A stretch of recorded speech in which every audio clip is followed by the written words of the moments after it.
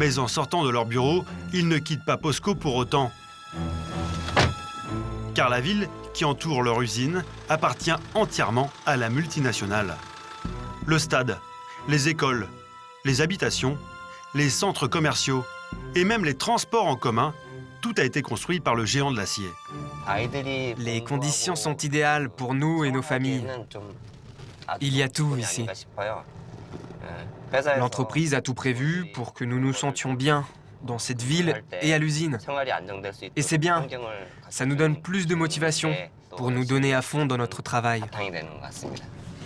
Taesung habite dans cette cité ouvrière à 5 minutes de route du bureau, Salut, je suis de retour. avec sa femme et ses 2 enfants. Un appartement modeste de 4 pièces qu'il a racheté 55 000 € à l'entreprise. Depuis qu'on est mariés, on habite ici, au village POSCO. Avec ma femme, on n'a jamais vécu ailleurs et on aime bien cet appartement.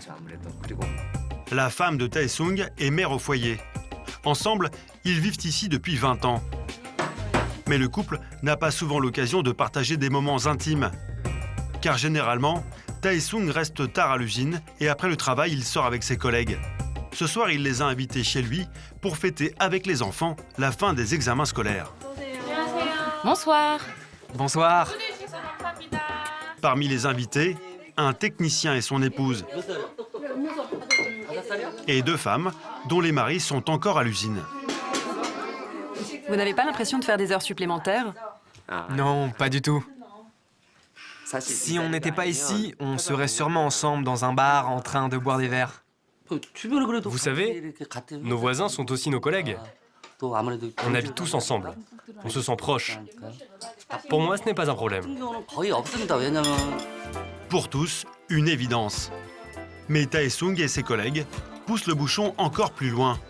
Nous sommes vendredi soir. Ce week-end, ils sont de repos. Mais ils ont prévu de participer à une activité caritative organisée par la multinationale. À votre santé. À votre santé.